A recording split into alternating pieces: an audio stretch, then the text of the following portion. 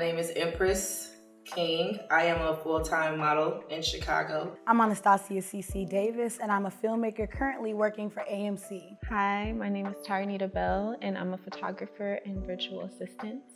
My horror hair story is around maybe 4 years ago. I went and got booked. Well, actually, I went to a casting call and got booked.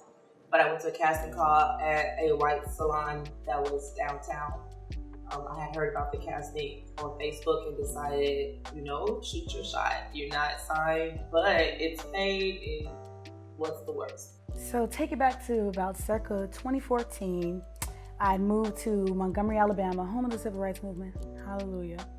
And I was at my HBCU, the illustrious Alabama State University, where it's a great time to be a Hornet.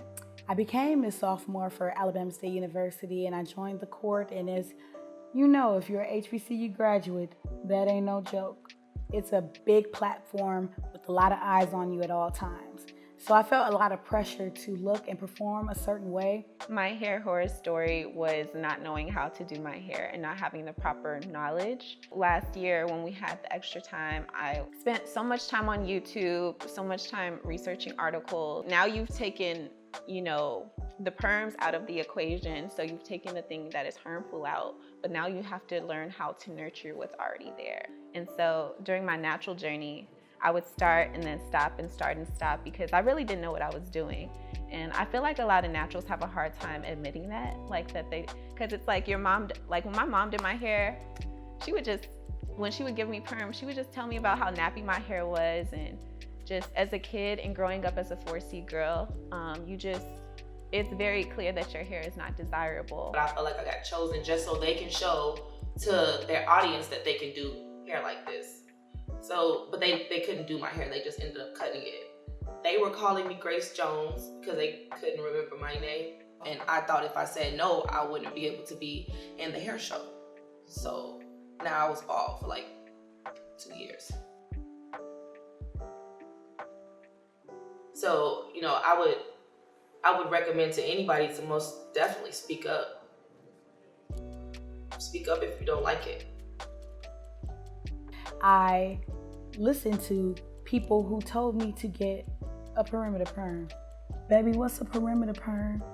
They told me, oh no, you can go to people, all they'll do is perm your edges and you leave the rest natural. That way, when you have your leave out, that's nice and slick for your weaves, but you can keep growing your hair in the back. So I did that. I went and I got that perimeter perm. And baby, that perimeter burned. It burned, it died. People really had me thinking that my 4C texture was unmanageable, that it was unkempt, uncouth, that it was ghetto, ignorant. People were putting all these thoughts in my head about my hair. I didn't even know I had the option to slick it back into the bun.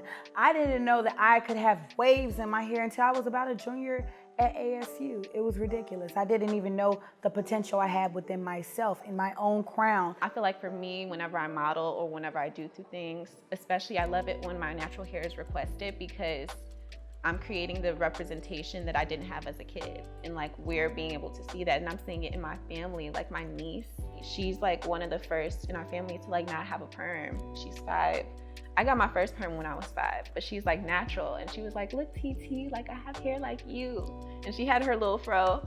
It's just beauty for her. And that's what means so much to me. So to anyone who is trying to get into this modeling industry, I would just want them to know that you don't have to change anything about your natural hair unless you really want to. Your texture of hair, no matter if it's looser or if it's tighter, like my 4C, it matters because it's yours. So only person that's gonna really love it is you. You have to. And if you do that, then everybody around you is gonna love it and respect it. You do not have to conform. You do not have to decide whether you're going to be this person today and that person tomorrow. You can figure it out as you go. My advice to someone who is new on their hair journey would to definitely be patient and be gentle with yourself, and don't focus on length or aesthetic or anything. Focus on health. What makes your hair feels good?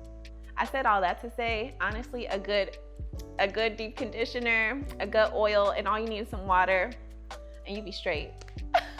Honestly. So start there. Don't even overcomplicate it. That's my advice to new naturals.